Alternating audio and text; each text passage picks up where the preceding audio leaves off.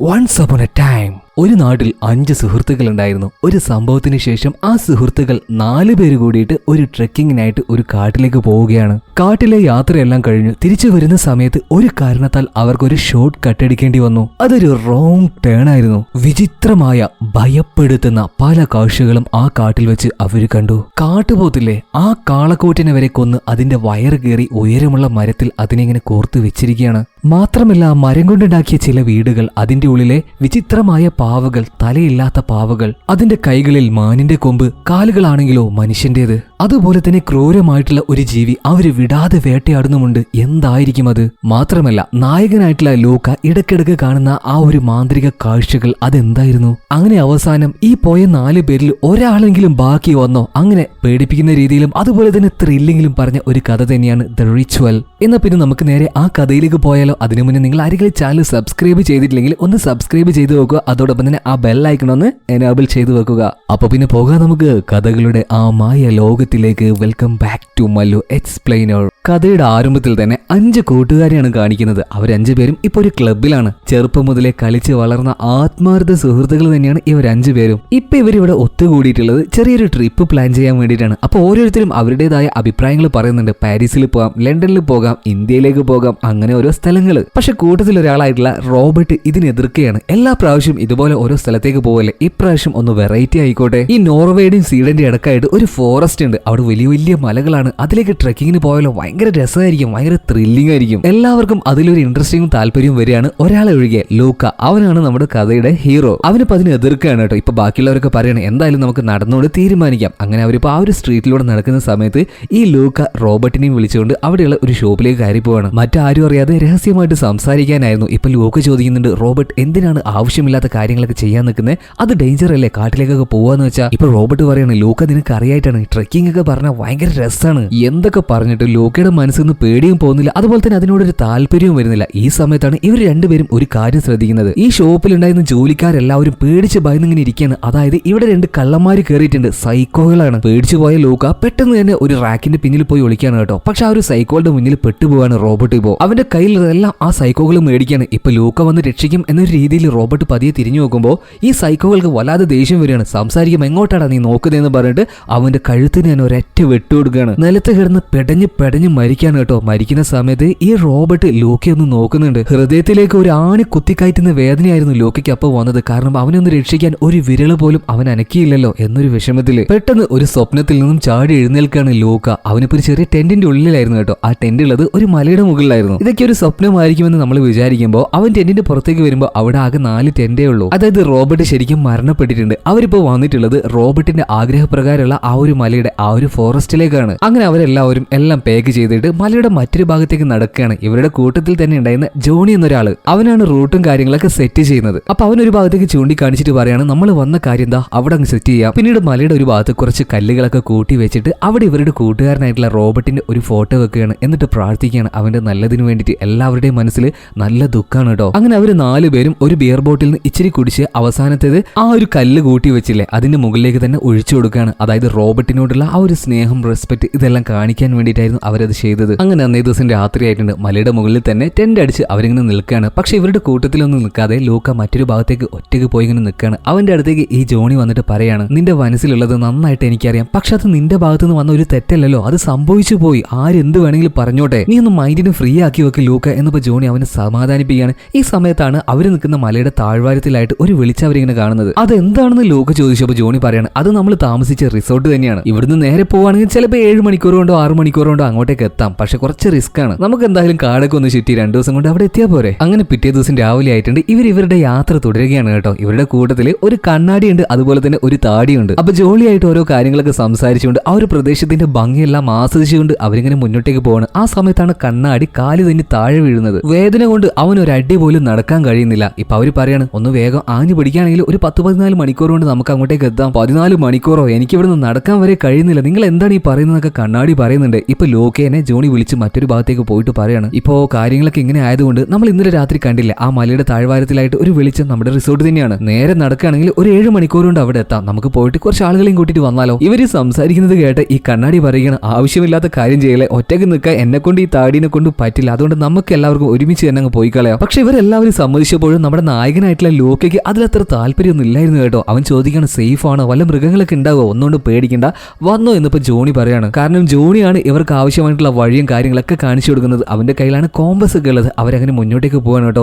വല്ലാത്തൊരു സ്ഥലം തന്നെയാണ്, തകർന്നു കിടക്കുന്ന വാഹനങ്ങൾ അങ്ങനെ എന്തൊക്കെയോ കാണുന്നുണ്ട് അവിടെ. അങ്ങനെ കുറച്ചു ദൂരം മുന്നോട്ടേക്ക് പോയപ്പോൾ ഈ ജോണിയുടെ കയ്യിലുണ്ടായിരുന്ന ആ കോമ്പസ് വർക്ക് ആവാതാവുകയാണ് കേട്ടോ. ബാക്കിയുള്ളവർ ടെൻഷൻ ആവും എന്ന് കരുതിയിട്ട് അവനത് ആരോടും പറഞ്ഞില്ല. അവര് വീണ്ടും മുന്നോട്ടേക്ക് തന്നെ പോവുകയാണ്. വഴി കാണിച്ചു കൊടുക്കുന്നത് ജോണിയാണ്. ആ സമയത്ത് അവിടെ കുറെ മരങ്ങളൊക്കെ വെട്ടിമുറിച്ചതായിട്ട് ഇവർ കാണുന്നുണ്ട്. അപ്പൊ അവർക്കൊരു കാര്യം മനസ്സിലായിട്ടുണ്ട്, കുറച്ച് മനുഷ്യരൊക്കെ ഇങ്ങോട്ടേക്ക് വന്ന് പോകുന്നുണ്ട്, അതുകൊണ്ടാണല്ലോ മരമുറിച്ച പാടുകളൊക്കെ കാണുന്നത്. അവർ മുന്നോട്ടേക്ക് പോകുന്തോറും ഒരു കാര്യം ശ്രദ്ധിച്ചു, അതായത് വെളിച്ചം കുറഞ്ഞു വരികയാണ്, ഇരുട്ട് കൂടി വരികയാണ്. മരങ്ങളൊക്കെ ഉണ്ടല്ലോ അടുപ്പിച്ചടുപ്പിച്ചാണ് നിൽക്കുന്നത്. ഒരു പ്രത്യേക രീതിയിലുള്ള മരങ്ങൾ, നിറയെ മുള്ളുകളൊക്കെ ആയിട്ടുള്ള. അവരങ്ങനെ മുന്നോട്ടേക്ക് പോകുമ്പോൾ പേടിപ്പിച്ച് കളയുന്ന ഒരു കാഴ്ച അവർ കാണുകയാണ്. ഒരുപാട് മുള്ളുകളുള്ള കുറച്ച് മരങ്ങൾക്കിടയിലെ അതിന്റെ കൊമ്പുകളിൽ കോർത്തു വെച്ചിരിക്കുന്ന രൂപത്തിൽ ഒരു വലിയ കാട്ടുപോത്ത്. അത്യാവശ്യം ഉയരത്തിലാണ് അതിനങ്ങനെ വെച്ചിട്ടുള്ളത്. അതിന്റെ നടുഭാഗം വയറെല്ലാം കീറിയിട്ട് കുടൽമാലയൊക്കെ തൂങ്ങി നിൽക്കുകയാണ്, രക്തമൊലിക്കുന്നുണ്ട്. ഇവരത് കണ്ട് പേടിച്ച് വിറക്കുകയാണ് കേട്ടോ. ഈ സമയത്ത് ഇവരിങ്ങനെ ചോദിക്കുകയാണ്, ഇത് ചെയ്തത് ചിലപ്പോൾ കരടിയേറ്റായിരിക്കോ? ആകാൻ സാധ്യതയില്ല, കാരണം ഇത്ര ഉയരത്തിലേക്ക് ഇത്രയും വലിയൊരു ജീവി അതെങ്ങനെയാണ് കൊണ്ടിടുക? ഇപ്പൊ താടി ചോദിച്ചു, ചിലപ്പോൾ മനുഷ്യർ വേട്ടയാടിയിട്ട് തൂക്കിയിട്ടതാണെങ്കിലോ? അപ്പൊ ലൂക്ക പറയാണ്, നിങ്ങൾ എന്ത് വിഡിത്തരമാണ് ഈ പറയുന്നത്? മനുഷ്യർ വേട്ടയാടിയിട്ടുണ്ടെങ്കിൽ അതിനെ കൊണ്ടുപോകാനല്ലേ നോക്കൂ. മാത്രമല്ല നിങ്ങൾ ഒരു കാര്യം ശ്രദ്ധിച്ചോ, അതിന്റെ രക്തം മുറ്റിക്കൊണ്ടിരിക്കുകയാണ്. അതായത് ഇപ്പൊ തന്നെ ഇത് സംഭവിച്ചതാണ്, അതുകൊണ്ട് അപകടത്തിനൊന്നും നിൽക്കണ്ട, നമുക്ക് വേഗം നടക്കുക എന്ന് പറഞ്ഞിട്ട് അവരെല്ലാം കൂട്ടി ലൂക്ക മുന്നിൽ പോവാണ്. കാരണം അത്യാവശ്യം ഭയമുള്ള ആളാണ് ഈ ലൂക്ക. അങ്ങനെ അവർ നടക്കാൻ ആരംഭിച്ചിട്ടുണ്ട്. രാത്രി ആയിട്ടുണ്ട്, നല്ല രീതിയിൽ തന്നെ മഴ പെയ്യാനും ആരംഭിച്ചു. ഇപ്പൊ എങ്ങോട്ടേക്ക് പോകണം യാതൊരു ഐഡിയ ഇല്ല. വഴി തെറ്റിയിട്ടുണ്ട്. കോമ്പസ് ആണെങ്കിൽ വർക്ക് ആവുന്നില്ല. ഇപ്പൊ കണ്ണാടിക്കും താടിക്കും അതുപോലെ തന്നെ ലൂക്കയ്ക്കും ആകെ ടെൻഷൻ ആവുകയാണ്. ജോണി പറയാണ്, ഒരു കാര്യം ചെയ്താലോ, നമുക്ക് ഇവിടെ ടെമ്പ് അടിച്ച് നിന്നാലോ? ടെന്റ് അടിച്ച് നിൽക്കാനോ? നീ എന്താണ് ഈ പറയുന്നത്? 6-7 മണിക്കൂർ കൊണ്ട് എത്തുന്നു പറഞ്ഞിട്ട് ഇപ്പൊ എത്ര നേരമായിരുന്ന? അവരിപ്പോ ഇങ്ങനെ വഴക്കൂടുന്ന സമയത്ത് ലൂക്ക പറയാണ്, നിങ്ങളൊന്നും മിണ്ടാതിരിക്കും, നമുക്ക് എന്തെങ്കിലും ഒരു വഴി നോക്കാം. ആ സമയത്താണ് അവര് അവിടെ ഉണ്ടായിരുന്ന ഒരു മരത്തിൽ ഒരു പ്രത്യേക രീതിയിലുള്ള പാട് ശ്രദ്ധിക്കുന്നത്. അത് നോക്കുമ്പോൾ തന്നെ ആ മരത്തിന്റെ പിന്നിലായിട്ട് ഒരു വുഡൻ ഹൗസ് കാണുകയാണ്, മരം കൊണ്ട് ഉണ്ടാക്കിയ ഒരു വീട്. ഇപ്പൊ ഇവരെല്ലാവരും വേഗം ആ ഒരു വീട്ടിന്റെ അടുത്തേക്ക് പോവാണ്. അതിന്റെ ഉള്ളിലേക്ക് കയറാൻ നിൽക്കുന്ന സമയത്ത് ലൂക്ക, അതായത് നമ്മുടെ ഹീറോ പറയുന്നുണ്ട്, നിങ്ങൾ ആവശ്യമില്ലാത്ത കാര്യം ചെയ്യല്ലേ, അതിന്റെ ഉള്ളിലേക്ക് കയറല്ലേ, എന്തെങ്കിലും അപകടം ഉണ്ടെങ്കിലോ? ഇപ്പൊ ബാക്കിയുള്ളവർ പറയാണ്, അപകടം ഉണ്ടാവുക ഈ രാത്രി മുന്നോട്ടേക്ക് പോയാലാണ്, തൽക്കാലം നമുക്ക് ഇവിടെ തന്നെ കയറിയിരിക്കാന്ന് ആ ഒരു താടിയും പറയുന്നുണ്ട്. അങ്ങനെ എല്ലാവരുടെയും നിർബന്ധ പ്രകാരം തന്നെ ലൂക്ക ഇപ്പോൾ ആ ഒരു ട്രീ ഹൗസിന്റെ ഉള്ളിലേക്ക് കയറുകയാണ് കേട്ടോ. അതിന്റെ ഉള്ളിൽ കയറിയ സമയത്ത് ലൂക്ക ചുറ്റും ഇങ്ങനെ നോക്കുന്നുണ്ട്, നിരീക്ഷിക്കുന്നുണ്ട്, പല ശബ്ദങ്ങളും കേൾക്കുന്നുണ്ട്. എന്താണതെന്നൊരു ഭയത്തോടു കൂടി ലൂക്ക ചോദിക്കുന്ന സമയത്ത് ഈ കണ്ണാടി പറയുന്നുണ്ട്, എടാ ഇതിന്റെ അപ്പാർട്ട്മെന്റ് അല്ല, ഇത് കാടാണ്, ചുറ്റും മൃഗങ്ങളെ ശബ്ദമൊക്കെ കേൾക്കും. ഇപ്പൊ ഈ കണ്ണാടി അവിടെ ഉണ്ടായിരുന്ന ഈ താടിക്കാരൻ്റെ അടുത്ത് പറയണം, നീയല്ല എല്ലാവരും കൂട്ടി ഇതിന്റെ ഉള്ളിലേക്ക് വന്നത്, മുകളിൽ പോയിട്ട് എന്തെങ്കിലും വിറകിന്റെ കഷ്ണം കത്തിക്കാൻ വേണ്ടി കിട്ടുമെന്ന് നോക്കാൻ വേണ്ടി പറഞ്ഞേക്കാണ് അവനെ. ഇപ്പൊ താടി ചെറിയൊരു ഭയത്തോട് കൂടി തന്നെ ആ ഒരു ട്രീ ഹൗസിന്റെ മുകൾ ഭാഗത്തേക്ക് കയറി പോവാണ്. ഈ സമയത്തെല്ലാം ലൂക്ക ചുറ്റും ഇങ്ങനെ നോക്കുന്നുണ്ട്.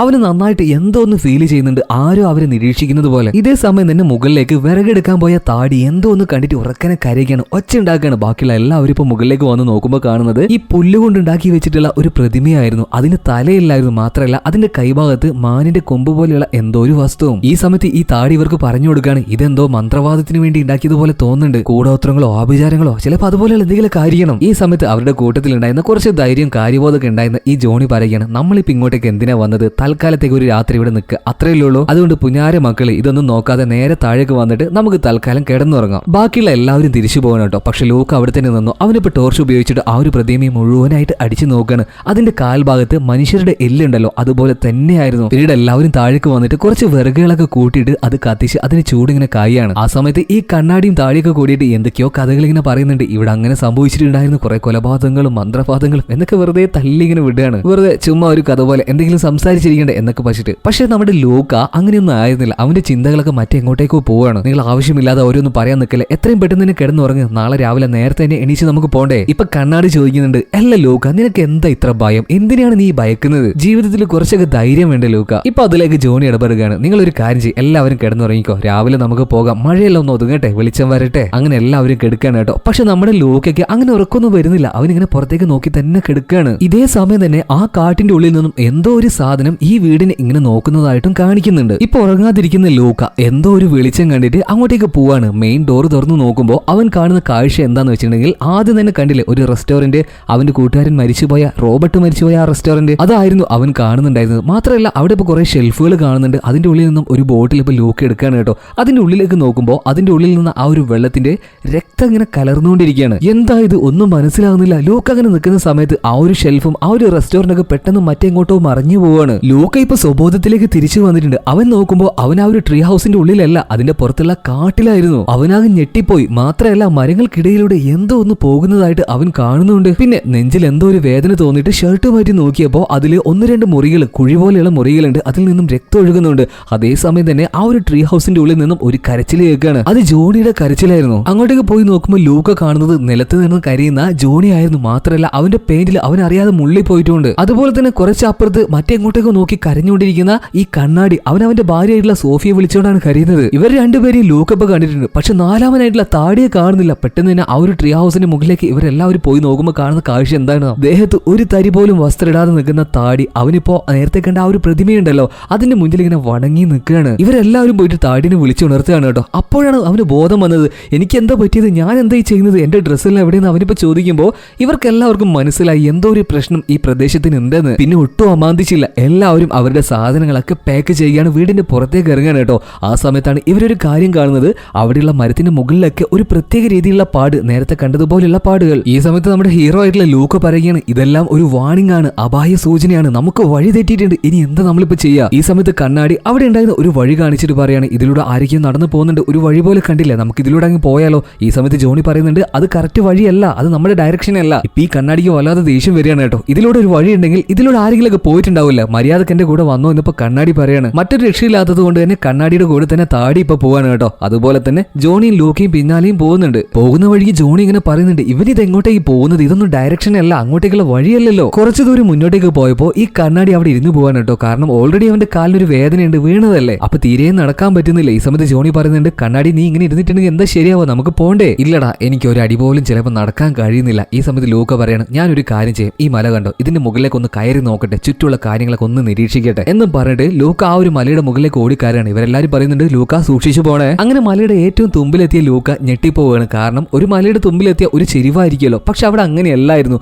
പരന്ന ഒരു സ്ഥലമായിരുന്നു. ഇപ്പൊ നെഞ്ചിന്റെ ഭാഗത്തു നിന്നും എന്തോ ഒരു വേദന വന്നിട്ട് ലൂക്ക ആ ഷർട്ട് മാറ്റി നോക്കുകയാണ്. അപ്പൊ ഇന്നലെ രാത്രി ഉണ്ടായിരുന്ന മുറിയുണ്ടല്ലോ, അതിന്റെ ഉള്ളിൽ നിന്നും രക്തം ഇങ്ങനെ ഒലിക്കാൻ തുടങ്ങുകയാണ്. അതേ നിമിഷം തന്നെ ലൂക്ക മരങ്ങൾക്കിടയിലൂടെ വലിയ ഭീകരമായ ഒരു വലിയ കൈ കാണുകയാണ്. മാത്രമല്ല എന്തോന്ന് അതിലൂടെ ഇറങ്ങി പോകുന്നതും അവൻ ഞെട്ടിപ്പോയി മലയുടെ താഴേക്ക് ഓടി ഇറങ്ങി വരികയാണ്. കാര്യങ്ങളൊക്കെ കണ്ടതൊക്കെ അവരോട് പറയാണ് കേട്ടോ. ഒരു ഭീകര ജന്തു, എന്താണെന്ന് അറിയില്ല, അതാ മുകളിലൂടെ നടക്കുന്നുണ്ട്. അതിന്റെ രൂപമൊക്കെ ഇപ്പൊ ലൂക്ക പറഞ്ഞു കൊടുക്കുകയാണ്. പക്ഷെ ഇവരാരും അത് വിശ്വസിച്ചില്ല കേട്ടോ. കൂടുതലായിട്ടും കണ്ണാടിയായിരുന്നു. കണ്ണാടി ഒരുമാതിരി ചൊറിയുന്ന രീതിയിലൊക്കെ പറയാണ്, നീ എന്തെന്നൊക്കെയാണ് ഈ പറയുന്നത്? ഒരു ധൈര്യവും ഇല്ല, ബോധവും ഇല്ല, കഥയും ഇല്ല. ഇപ്പൊ ലൂക്ക അവന്റെ ഷർട്ട് മാറ്റിയിട്ട് ആ ഒരു മുറി കാണിച്ചു കൊടുക്കാണ് കേട്ടോ. ഇന്നലെ രാത്രി സംഭവിച്ചതാണിത്, ഇതെങ്ങനെ സംഭവിച്ചൊന്നും എനിക്കറിയില്ല. ഇപ്പൊ കണ്ണാടി കൂടുതൽ കളിയാക്കിയിട്ട് പറയാണ്, നിന്റെ ബോധവും കഥയില്ലാത്ത ഓട്ടം കൊണ്ട് തന്നെയാണ് ഈ മുറിവായത്, ചുമ്മാ വെറുതെ പ്രേതം ഭൂതം എന്നൊക്കെ പറഞ്ഞിട്ട് മനുഷ്യന്മാരെ പേടിപ്പിക്കാനും തിരിപ്പിക്കാനായിട്ട് എന്നൊക്കെ ഇങ്ങനെ കണ്ണാടി പറയുന്ന സമയത്ത് ഈ ലൂക്കയും തിരിച്ചു പറയാണ് കേട്ടോ. അവർ രണ്ടുപേരും ഏകദേശം ഒരു വഴക്കിന്റെ വക്കിലെത്തിയപ്പോ ഈ കണ്ണാടി പെട്ടെന്ന് വായങ്ങ് പൂട്ടാണ്. എന്നിട്ട് അവന്റെ മനസ്സിന് വല്ലാതെ വേദനിപ്പിക്കുന്ന ഒരു കാര്യം പറഞ്ഞു, ലൂക്ക, അന്ന് ആ റെസ്റ്റോറന്റിൽ വെച്ച് നിനക്ക് റോബർട്ടിനെ വേണമെങ്കിൽ രക്ഷിക്കാമായിരുന്നു. നിന്റെ ഭയം, നിന്റെ പേടി, അതുകൊണ്ട് അവനൊന്ന് മരിച്ചു പോയില്ലേ? നമ്മൾ 5 പേരുള്ളത് 4 പേരായിട്ടുണ്ട്. അങ്ങനെ ഓരോ കാര്യങ്ങൾ പറയണം. ഈ സമയത്ത് ലൂക്ക പറയുന്നുണ്ട്,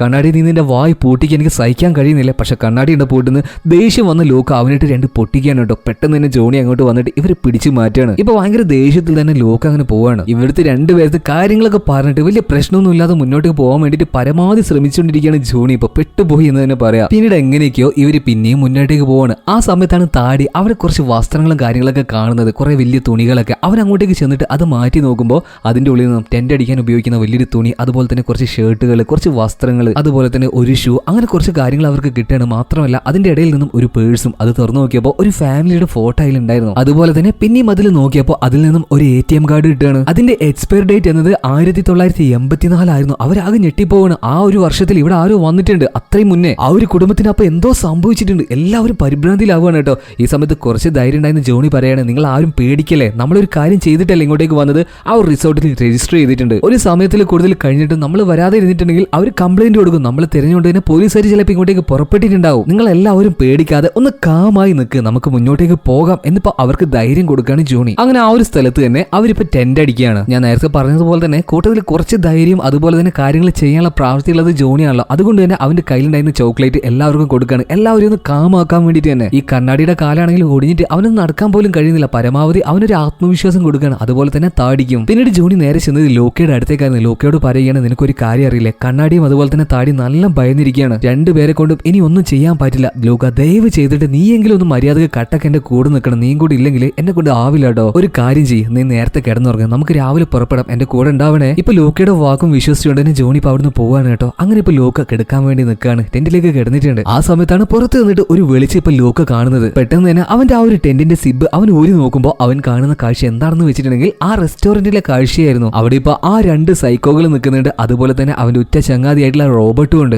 ലോക്ക അങ്ങനെ നോക്കി നിൽക്കുമ്പോൾ തന്നെ റോബർട്ടിന്റെ കഴുത്ത് അവർ അറുത്ത് കളയുകയാണ് കേട്ടോ. നിലത്ത് വീണ് പെടഞ്ഞോണ്ടിരിക്കുന്ന റോബർട്ടിനെ ഇപ്പൊ ലോക്ക കാണുകയാണ്. അവൻ വല്ലാതെ അങ്ങ് പേടിച്ചുപോയി. അതേസമയം തന്നെ അവിടെ ഉണ്ടായിരുന്ന ഒരു ടെന്റ് തെറിച്ചങ്ങോട്ട് പോവാണ്. അതുപോലെ തന്നെ ഒരു കരച്ചിലും അവൻ കേട്ടു. ഇപ്പൊ പെട്ടെന്ന് ലോക്ക സ്വപ്നത്തിൽ നിന്ന് ചാടി എഴുന്നേൽക്കുകയാണ്. പോട്ടെ, അതൊരു സ്വപ്നമല്ലേ എന്ന് ലോക്ക വിചാരിച്ചിട്ട് ടെന്റിന്റെ പുറത്തേക്ക് വന്നപ്പോ പുറത്തിരുന്ന് കരയുന്ന നമ്മുടെ താടിയാണ് കാണുന്നത്. എന്താണ് പറ്റിയതെന്ന് ലോക്ക അവന്റെ അടുത്ത് ഇങ്ങനെ ചോദിച്ചുകൊണ്ടിരിക്കുകയാണ്. പക്ഷെ പേടിച്ച് കരഞ്ഞതുകൊണ്ട് തന്നെ അതൊന്നും പറയാൻ കഴിയുന്നില്ല. എന്നിരുന്നാലും വേച്ചുകൊണ്ട് തന്നെ താടി എന്തോ ഒന്ന് പറയണം. അതായത് ജോണിനെ ആരും കൊണ്ടുപോയി, ഒരു നിഴലാണ് കണ്ടത്, അവന്റെ ടെന്റ് അവിടെ കാണാനില്ല. അതേസമയം തന്നെ ഈ കണ്ണാടിയെ നോക്കുമ്പോൾ അവനും അതുപോലെ തന്നെ പേടിച്ച് കരഞ്ഞുകൊണ്ടിരിക്കുകയാണ്. ഇവരെല്ലാവരും കൂടെ നോക്കുമ്പോൾ ഈ ജോണിയുടെ ടെന്റിന്റെ ഭാഗത്ത് ഒരുപാട് രക്തമാണ് ഉണ്ടായിരുന്നത്. ചുറ്റും നോക്കിയിട്ടും അവനെ കാണാനേ ഇല്ല. ഉറക്കനെ ഇവരെല്ലാവരും അവനെ വിളിച്ചു. ആ സമയത്താണ് കാടിന്റെ ഒരു ഭാഗത്തു നിന്നും ഉറക്കനെയുള്ള ഒരു അലർച്ച കേൾക്കുന്നത്. വേദന സഹിക്കാൻ കഴിയാതെയുള്ള കരച്ചിലുണ്ടല്ലോ, അതുപോലെ ഒരു കരച്ചില്. അതുപോലെ തന്നെ അവരുടെ ചെവി കല്ല് പൊട്ടുന്ന രീതിയിലുള്ള ഒരു മൃഗത്തിന്റെ കരച്ചിലും അവർ കേൾക്കുന്നുണ്ട്. പെട്ടെന്ന് തന്നെ ആ ഒരു ഭാഗത്തേക്ക് ഇവരെല്ലാവരും ഓടി ചെന്ന് നോക്കുകയാണ്. പക്ഷെ ഒരുപാട് ദൂരം പോയിട്ടും അവർക്കൊന്നും കാണാൻ കഴിഞ്ഞില്ല കേട്ടോ.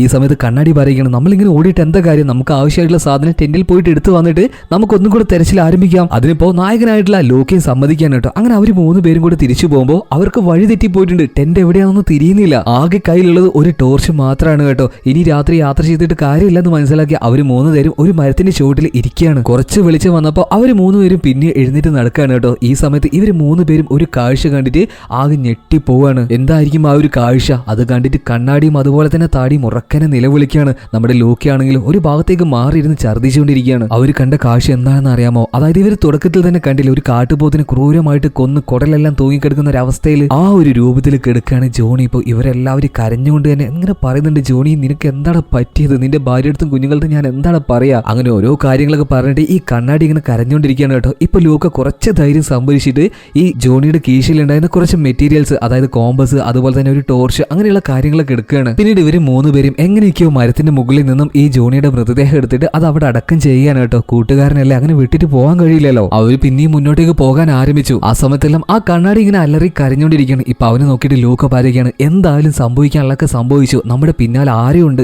എന്തോ ഉണ്ട്, ദയവ് ചെയ്ത് നീ നിന്റെ ഈ ശബ്ദം ഒന്ന് കുറക്ക്, നമുക്ക് മുന്നോട്ടേക്ക് പോകാം. ജോണി കാണിച്ചെന്ന വഴിയില്ല, അത് തന്നെ നമുക്ക് തെരഞ്ഞെടുക്കാം, അവനിൽ നമുക്ക് വിശ്വാസം അർപ്പിക്കാം, എന്തായാലും മരിച്ചു പോയില്ലേ. അങ്ങനെ അവർ മുന്നോട്ടേക്ക് പോകാൻ കേട്ടോ. രാത്രി ആവാനായിട്ടുണ്ട്, വൈകുന്നേരമായി നിൽക്കുകയാണ്. അവരുടെ കയ്യിൽ വെള്ളമില്ല, ആവശ്യമായിട്ടുള്ള ഒരു സാധനമില്ല. ആ സമയത്താണ് അവർ ചെറിയൊരു ചാല് കാണുന്നത്. അതിൽ വെള്ളം ഉണ്ടായിരുന്നു. ഭയങ്കരമായ ദാഹം ആയതുകൊണ്ട് തന്നെ ഇവർ 3 പേര് നന്നായിട്ട് അതിന് വെള്ളം കുടിക്കുകയാണ്. ആ സമയത്താണ് ലോക്ക അതിന്റെ സൈഡിലായിട്ട് ഒരു കാൽപ്പാട് കാണുന്നത്, അതുപോലെ തന്നെ വെള്ളം എടുക്കാൻ ഉപയോഗിക്കുന്ന ചില കൊട്ടകളും. അതിലൂടെ അവർക്കൊരു കാര്യം മനസ്സിലായി, ഇവിടെ എവിടെയോ മനുഷ്യരുടെ താമസമുണ്ട്. അതുകൊണ്ട് തന്നെ ആ ഒരു കാൽപ്പാടിനെ പിന്തുടർന്നുകൊണ്ട് തന്നെ അവർ പോവുകയാണ്. ചെറിയൊരു മലയുടെ ചെരുവിലൂടെയുള്ള ഒരു വഴിയായിരുന്നു അത്. പോകുന്ന വഴിയിൽ ആ താടി ഉണ്ടല്ലോ, അവൻ കാല് തന്നെ താഴേക്ക് വീഴാണ്. പെട്ടെന്നാണ് അവന് മനസ്സിലായത് അവന്റെ പിന്നിൽ എന്തോ ഒന്നുണ്ട് എന്ന്. തിരിഞ്ഞു നോക്കിയപ്പോൾ അത് ലോക്ക തന്നെയായിരുന്നു. ലോക്ക ഇപ്പൊ അവന്റെ കൈ പിടിച്ച് എഴുന്നേൽപ്പിക്കുകയാണ്. നിങ്ങളെ 2 പേരും ഞാൻ കൈവിടില്ല, നിങ്ങൾ 2 പേരും ചേർത്ത് പിടിച്ചുകൊണ്ട് തന്നെ നമ്മളെല്ലാവരും കൂടി ഈ കാട്ടിൽ നിന്ന് രക്ഷപ്പെടും എന്ന് പറഞ്ഞിട്ട് അവർക്ക് വിശ്വാസം കൊടുക്കുകയാണ്. പക്ഷെ ആ ഒരു മലയുടെ മുകളിലെത്തിയപ്പോൾ ഈ താടിയും അതുപോലെ തന്നെ കണ്ണാടി നന്നായിട്ട് ക്ഷീണിച്ചിരുന്നു. അവരൊക്കെ എടുക്കുകയാണ്. അവർ മുന്നോട്ടേക്ക് നടക്കുന്നില്ല. ഇപ്പൊ ലോക്ക അവർക്ക് പറയാണ്, നിങ്ങൾ കുറച്ചു നേരം ഇവിടെ വിശ്രമിക്കും, മലയുടെ മുകൾ ഭാഗമല്ലേ, ഞാൻ കുറച്ച് മുന്നോട്ടേക്ക് പോയിട്ട് ചുറ്റുമുള്ള കാര്യങ്ങളൊക്കെ ഒന്ന് നിരീക്ഷിക്കട്ടെ. കുറച്ച് മുന്നോട്ടേക്ക് പോയപ്പോൾ ലോക്കയ്ക്ക് ഒരു കാര്യം മനസ്സിലായി, അതായത് ഒരു മല കൂടെ കയറി ഇറങ്ങിയിട്ടുണ്ടെങ്കിൽ ഈ കാട് കഴിഞ്ഞു. ജോണി പറഞ്ഞത് സത്യം തന്നെയാണ്. അതുപോലെ തന്നെ മറ്റൊരു കാര്യം കൂടെ ഈ ലോക്ക ശ്രദ്ധിക്കുകയാണ്, അതായത് ഈ തീപ്പന്തങ്ങൾ ഉണ്ടല്ലോ, അതൊരു ഭാഗത്ത് ഇങ്ങനെ കുത്തി വെച്ചിരിക്കുകയാണ്, ഒരു വഴി പോലെ. പിന്നീട് വേഗം തന്നെ ലോക്ക ഈ കണ്ണാടിയുടെ അടുത്തേക്കും താടിയുടെ അടുത്തേക്കും വന്നിട്ട് കണ്ട കാര്യങ്ങളൊക്കെ പറയാണ് കേട്ടോ. ജോണി പറഞ്ഞതുപോലെ തന്നെ സത്യം തന്നെയാണ്. ഒരു മല കൂടെ കയറി ഇറങ്ങിയിട്ടുണ്ടെങ്കിൽ ഈ കാട് കഴിയും നമുക്ക് നമ്മുടെ റിസോർട്ടിലേക്ക് എത്താൻ പറ്റും. പക്ഷെ ഇവർ ഈ പറയുന്നതൊന്നും ശ്രദ്ധിക്കാതെ താടി ഉണ്ടല്ലോ ഒരു ടോർച്ച് എടുത്തിട്ട് ഇരുട്ടിന്റെ ഭാഗത്തേക്ക് ഇങ്ങനെ അടിച്ചുകൊണ്ടിരിക്കുകയാണ്. ഞാൻ അവിടെ ആരോ കണ്ടു, എന്തിനെയോ കണ്ടു എന്നൊക്കെ പറഞ്ഞിട്ട് പെട്ടെന്ന് ഇരുട്ടിൽ നിന്നും എന്തോ ഒരു കൈ വന്നിട്ട് ഈ ഒരു താടിയെ വലിച്ചെടുത്ത് കൊണ്ടുപോവാണ് കേട്ടോ. ഇരുട്ടത്ത് നല്ല ഹൈറ്റിലായിട്ട് ഒരു ടോർച്ച് ഇങ്ങനെ പോകുന്നതാണ് അവർ കാണുന്നത്. കാരണം ഈ താടിയുടെ കയ്യിൽ ടോർച്ച് ഉണ്ടല്ലോ. ഇപ്പൊ ലോക്ക ഒന്നും നോക്കാതെ തന്നെ അതിന്റെ പിന്നാലെ ഇങ്ങനെ ഓടിക്കൊണ്ടിരിക്കുകയാണ് കേട്ടോ. കാടിന്റെ ഒരു ഭാഗത്ത് വെച്ച് മരത്തിൽ ഇടിച്ചുകൊണ്ട് തന്നെ ലോക്ക അവിടെ വീഴുകയാണ്. അതുപോലെ തന്നെ ആ ടോർച്ച് അവിടെ വീണ് എടുക്കുന്നുണ്ട്. അതായത് താടിയെ ആ ജന്തു വന്ന് പിടിച്ചു കൊണ്ടുപോയിട്ടുണ്ട്. ഇപ്പൊ പേടിച്ച് വിറച്ചിരിക്കുന്ന ഈ ലോക്കയുടെ അടുത്തേക്ക് എങ്ങനെയൊക്കെയോ ഓടി എത്തിയിട്ടുണ്ട് കണ്ണാടി. ഇപ്പൊ കണ്ണാടിയും പേടിച്ച് വിറക്കുകയാണ് കേട്ടോ. അവനെ പിടിച്ച് ചേർത്ത് പിടിച്ചുകൊണ്ട് തന്നെ ലൂക്ക പറയണം, നീ ഒരിക്കലും പേടിക്കേണ്ട, ഒരിക്കലും ഞാൻ നിന്നെ കൈവിടില്ല, നമുക്ക് സേഫ് ആയിട്ട് തന്നെ ഇവിടുന്ന് പോവാം. പിന്നീട് ഈ ലൂക്ക കണ്ണാടിയുടെ ഒരു കാര്യം ചോദിക്കുകയാണ്,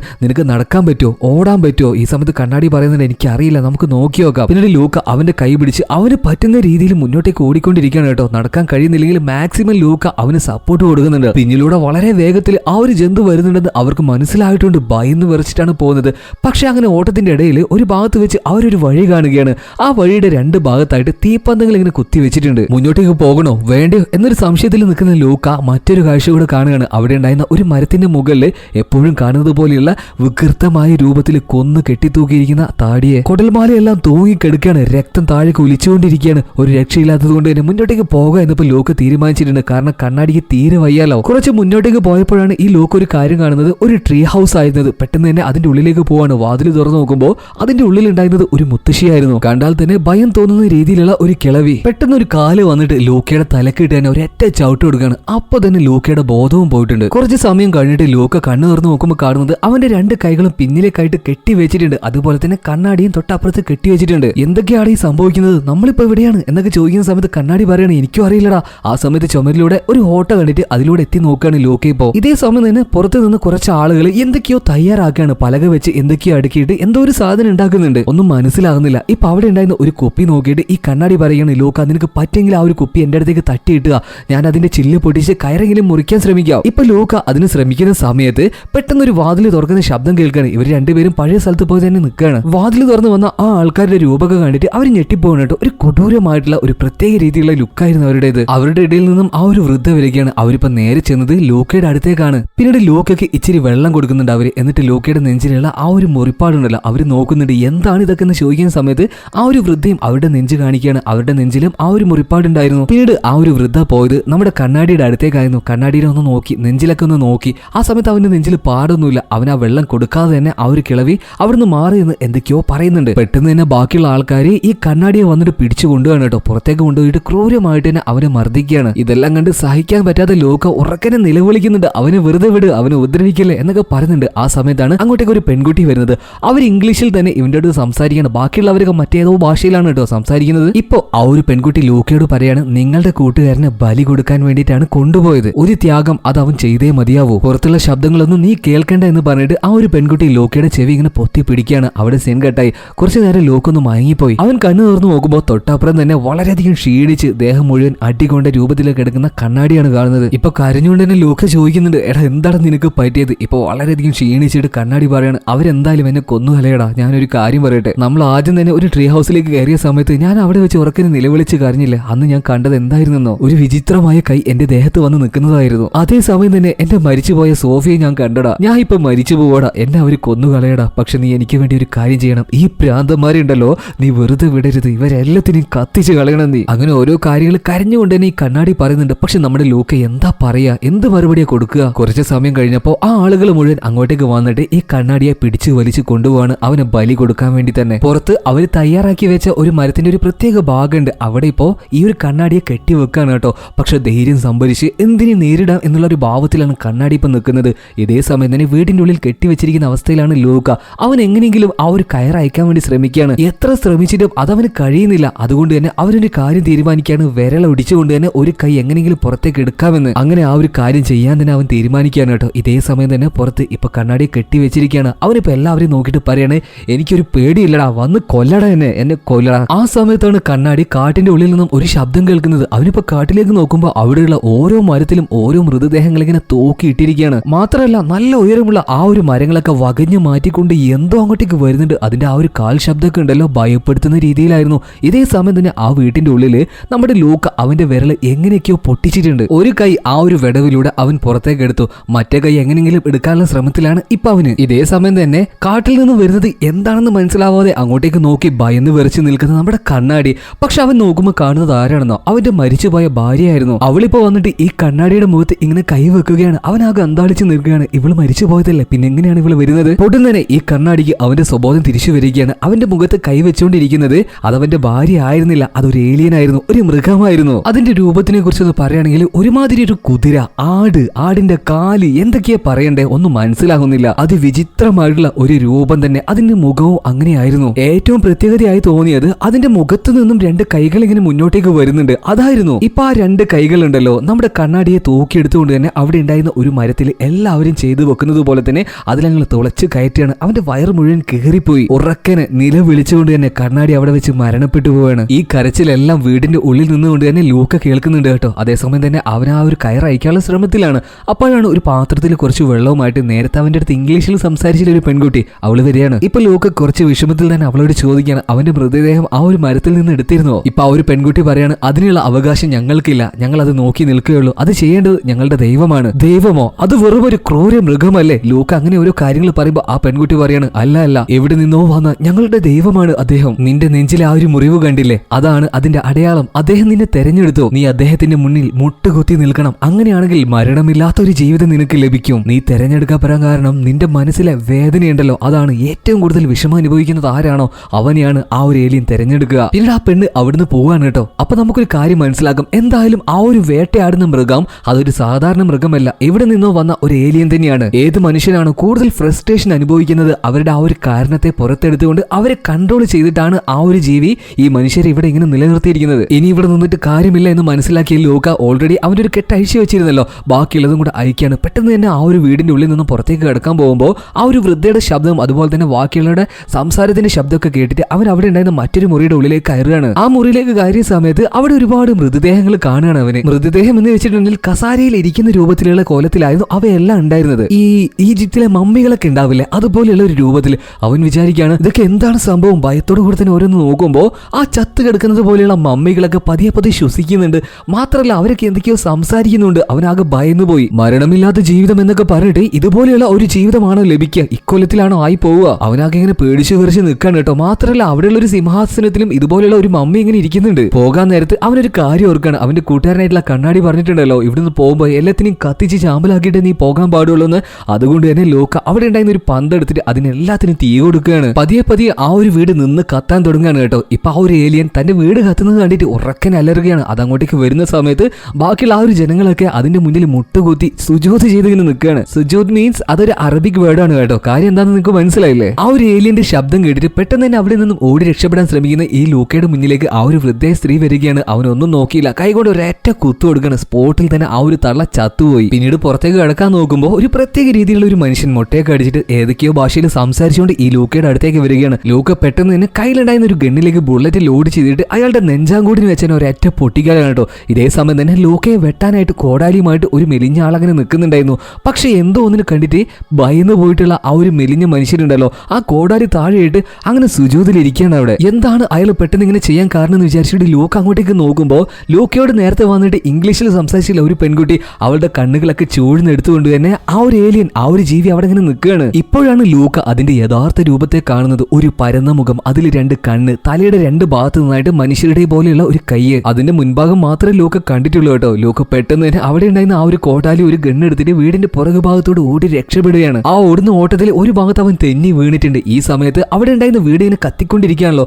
ആ ഒരു വെളിച്ചത്തിൽ ആ ഒരു രൂപത്തെ മുഴുവനായിട്ടും അവർ കാണുകയാണ്. ആ ഒരു രൂപത്തെ നിങ്ങളൊന്ന് നോക്കിയേ, എന്തൊക്കെയാണ് അതിനെക്കുറിച്ച് പറയാൻ കഴിയുക? ഈ കാലൊക്കെ കണ്ടിട്ട് കുതിര, പുറംഭാഗം ഏകദേശം കുതിരയുടെ രൂപം തന്നെയുണ്ട്, കൊമ്പാണെങ്കിൽ മാനിന്റേത്, തലയുടെ മുൻഭാഗം അത് വിചിത്രം തന്നെയാണ്. അതിൽ നിന്ന് വന്ന രണ്ട് കൈകൾ ഇപ്പോ ആ ഒരു ഇംഗ്ലീഷുകാരി പെണ്ണുണ്ടല്ലോ അവളെ തൂക്കി പിടിച്ചിങ്ങനെ നിൽക്കാണ്. ഇത് തന്നെ അവസരം എന്ന് പറഞ്ഞിട്ട് ലൂക്ക അവിടെ മറിഞ്ഞിരുന്നുകൊണ്ട് തന്നെ കയ്യിലുണ്ടായിരുന്ന ഗണ്ണ് ഉപയോഗിച്ചിട്ട് അതിന്റെ തലയിലേക്ക് ഒറ്റ ഷൂട്ടാണ്. പക്ഷെ അവൻ വിചാരിച്ചതുപോലെ ഒന്നും സംഭവിച്ചില്ല കേട്ടോ. ആ ഒരു പെൺകുട്ടിയെ താഴെ ഇട്ടുകൊണ്ട് തന്നെ ആ ഒരു മൃഗം ഇപ്പോ ഈ ഒരു ലൂക്കയുടെ നേരെ ഓടി വരികയാണ്. ഒരു രക്ഷയില്ലാത്തത് കൊണ്ട് ഗണ്ണും താഴെയിട്ട് ലൂക്ക മുന്നോട്ടേക്ക് ഓടുകയാണ്. കാരണം അതിൽ ബുള്ളറ്റ് ഇല്ലല്ലോ, അവന്റെ കയ്യിൽ പാകെയുള്ളത് ഒരു കോടാലി മാത്രമായിരുന്നു. പക്ഷെ അവൻ തിരിഞ്ഞു നോക്കാതെ തന്നെ ധൈര്യം സംഭരിച്ച് ഓടുകയാണ് കേട്ടോ. പക്ഷെ അവൻ ഓടുന്ന സ്ഥലത്ത് ആ രണ്ട് മരങ്ങൾക്കിടയിലൂടെ അത് ശരിക്കും ഒരു റെസ്റ്റോറന്റ് പോലെയായിട്ട് അവൻ കാണുകയാണ്. അതിന്റെ ഇടയിലായിട്ട് അവന്റെ മരിച്ചുപോയ കൂട്ടുകാരനില്ലേ റോബർട്ടിനെയും കാണുകയാണ്. അതായത് അവനെ മാനസികമായിട്ട് ആ ഒരു ജീവി തകർക്കാൻ നോക്കുകയാണ്. പക്ഷെ ഇത്തവണ അവൻ വീണ് പോയില്ല കേട്ടോ. അവൻ മുന്നോട്ടേക്ക് തന്നെ ധൈര്യമായിട്ട് ഓടുകയാണ്. പക്ഷെ ഒരു ഭാഗത്ത് വെച്ച് ആ ഒരു ഏലിയൻ ലൂക്കയെ തട്ടി തെറിപ്പിക്കുകയാണ്. അവന്റെ കയ്യിലെ കോടാലി മറ്റെങ്ങോട്ടേക്കോ തെറിച്ചു പോയി. അവന്റെ അടുത്തേക്ക് ഇപ്പൊ ആ ഒരു ജീവി വരികയാണ്. അതിന്റെ മുഖത്തിലെ കൈകൾ കൊണ്ട് ഈ ലൂക്കയെ തട്ടി താഴെ ഇടുകയാണ് കേട്ടോ. അതായത് ലൂക്ക ഓട്ടോമാറ്റിക് ആയിട്ട് നിലത്ത് വീണു പോവുകയാണ്. അതിന്റെ മുന്നിൽ മുട്ടുകുത്തി നിൽക്കുന്ന രൂപത്തില് ഇപ്പോ ആ ഒരു ജീവി ഉണ്ടല്ലോ ആ ഒരു ഏലിയൻ അതിന്റെ തനി രൂപത്തിലേക്ക് ഇങ്ങനെ എഴുന്നേറ്റ് നിൽക്കുകയാണ് നമ്മുടെ ലൂക്കയ്ക്ക് അനുഗ്രഹം കൊടുക്കാൻ എന്നുള്ള രീതിയിൽ. അതായത് ഇതൊരു ഏലിയൻ തന്നെയാണ്. ഇത് ഭൂമിയിലേക്ക് വന്നത് മനുഷ്യരെ കൺട്രോൾ ചെയ്തിട്ട് അതിനൊരു ദൈവത്തെ പോലെ ജീവിക്കാനാണ്. പക്ഷെ മനുഷ്യരെ അതിന്റെ കൺട്രോളിലേക്ക് കൊണ്ടുവരണമെങ്കിൽ ഏതെങ്കിലും ഒരു കാര്യത്തിൽ ഒരുപാട് വിഷമങ്ങൾ അനുഭവിക്കുന്ന ഒരു മനുഷ്യനായിരിക്കണം. അങ്ങനെ അങ്ങനെയാണെങ്കിൽ മാത്രമേ അവരുടെ മനസ്സിനെ സ്വാധീനിച്ചിട്ട് ഈ ഒരു ഏലിയന് അവരെ നിയന്ത്രിക്കാൻ കഴിയുള്ളൂ. അല്ല കൊല്ലാനല്ല കേട്ടോ. കൊല്ലണമെങ്കിൽ നിസാരമായിട്ട് തന്നെ ആ ഒരു ജീവിക്ക് അതിന് കഴിയും. പക്ഷെ നമ്മുടെ ലൂക്ക ഇപ്പോ ആ ഒരു കിടന്നിടുന്ന് പിന്നെ എഴുന്നേറ്റ് നിൽക്കുകയാണ്. ആ ഒരു ജീവി പിന്നെയും അവനെ അടിച്ച് താഴെ വീഴ്ത്തുകയാണ് കേട്ടോ. അതിന്റെ മുന്നിൽ മുട്ടുകുത്തി നിൽക്കാൻ വേണ്ടിട്ട് തന്നെ അത് ആജ്ഞാപിക്കുകയാണ്. ഈ സമയത്താണ് ലൂക്ക തൊട്ടപ്പുറത്ത് വീണെടുക്കുന്ന ആ ഒരു കോടാലി കാണുന്നത്. അതിന്റെ അപ്പുറത്തായിട്ട് മരിച്ചുപോയ അവന്റെ റോബോട്ട് ഉണ്ടല്ലോ, അവന്റെ മൃതദേഹവും കാണുന്നുണ്ട്. അത് അവനെ നോക്കി ഇങ്ങനെ ചിരിക്കുന്നുണ്ട് കേട്ടോ. അവനിങ്ങനെ പറയാണ്, ഇനിയും ഒരു പേടിത്തോറിയായിട്ട് ജീവിക്കാൻ എന്നെ കൊണ്ടാവില്ല, മരണമെങ്കിൽ മരണം എന്ന് പറഞ്ഞിട്ട് ഒരു രൂക്കില് ആ ഒരു കോടാലി അങ്ങ് എടുക്കുകയാണ്. ആ ഒരു ജീവി ഉണ്ടല്ലോ അതിന്റെ തലയുടെ കേന്ദ്ര ഭാഗത്തിലേക്ക് തന്നെ ഒരൊറ്റ വിട്ടുകൊടുക്കുകയാണ്. പക്ഷെ നേരത്തെ ഷൂട്ട് ചെയ്തിരുന്ന അവസ്ഥയല്ലായിരുന്നു ഇപ്പോൾ ഉണ്ടായിരുന്നത്. അതിന്റെ കറക്റ്റ് ഭാഗത്ത് തട്ടിയത് കൊണ്ട് തന്നെ ആ ഒരു ജീവി വല്ലാത്ത രീതിയിൽ ഒരൊറ്റ അലർച്ചയാണ് കേട്ടോ. തലയുടെ ഒരു ഭാഗം പിളർന്നു പോയിട്ടുണ്ട്. ആ ഒരു ഗ്യാപ്പിൽ ലൂക്ക സകല ശക്തി എടുത്തിട്ട് ആ ഒരു മല താണ്ടി ഒരൊറ്റ ഓടുകയാണ്. അവന്റെ കൂട്ടുകാരനായിട്ടുള്ള ജോണി പറഞ്ഞതുപോലെ തന്നെ ഒരു മലയും കൂടെ കയറി ഇറങ്ങിയിട്ടുണ്ടെങ്കിൽ കാടിന്റെ പുറത്തേക്ക് എത്താൻ പറ്റുമെന്നല്ലേ, അതുപോലെ തന്നെ ആ മല കയറി ഇറങ്ങി അവൻ ആ കാടിന് പുറത്തേക്ക് എത്തിയിട്ടുണ്ട്. പിന്നാലെ തന്നെ ആ ഒരു ജീവി ഏലിയനും വന്നിട്ടുണ്ട്. പക്ഷെ തന്റെ ഇര അത് കാടിന് പുറത്ത് എത്തിയെന്ന് മനസ്സിലാക്കിയ ആ ഒരു ജീവി പതിയെ പതിയെ പിന്നിലേക്ക് പോവാൻ കേട്ടോ. അത് കണ്ടപ്പോൾ തന്നെ ലൂക്കയ്ക്ക് മനസ്സിലായി അതിന്റെ ശക്തി ഈ ഒരു കാടിന്റെ ഈ ഭാഗത്ത് മാത്രമേ വർക്ക് ചെയ്യുള്ളൂ. അതിന് പുറത്തേക്ക് വരാൻ എന്തൊക്കെയോ തടസ്സങ്ങളുണ്ട്. അതുകൊണ്ട് തന്നെ ലൂക്ക ആ ഒരു ജീവിയെ നോക്കി ഉറക്കൻ അലറുകയാണ് കേട്ടോ. ഈ കളിയിൽ ഞാൻ ജയിച്ചടാ, നിനക്കൊരിക്കലും എന്റെ മനസ്സിനെ പിടിച്ച് കുലുക്കാൻ കഴിയില്ല, എന്റെ മനസ്സിനെ സ്വാധീനിക്കാനും കഴിയില്ല. ഇപ്പൊ ആ ഒരു മൃഗം തോറ്റുകൊണ്ട് തന്നെ ആ ഒരു കാട്ടിന്റെ ഉൾഭാഗത്തേക്ക് തിരിച്ചു പോവാണ്. ഇതേ സമയം തന്നെ ലൂക്ക ആ ഒരു കാട്ടിൽ നിന്ന് നടന്ന് അകലുകയാണ് കേട്ടോ. ഇത് കാണിച്ചുകൊണ്ട് ഈ സിനിമ ഇവിടെ തീരുകയാണ്. എന്താണ് നിങ്ങൾക്ക് ഈ കഥയെക്കുറിച്ചുള്ള അഭിപ്രായം? അത്യാവശ്യം നല്ലൊരു ത്രില്ലർ മൂവി ആയിട്ട് തന്നെയാണ് എനിക്ക് തോന്നിയത്. പറ്റുമെങ്കിൽ നിങ്ങൾ ഈ വീഡിയോ ഷെയർ ചെയ്ത് സപ്പോർട്ട് ചെയ്യുക. കൂടുതൽ വീഡിയോകൾ കിട്ടാൻ വേണ്ടി നിങ്ങൾ ഈ ചാനൽ സബ്സ്ക്രൈബ് ചെയ്യുക. അതോടൊപ്പം തന്നെ ആ ബെൽ ഐക്കൺ ഒന്ന് എനേബിൾ ചെയ്തു നോക്കുക. അപ്പോൾ അടുത്ത വീഡിയോയിൽ കാണാം. Okay, by.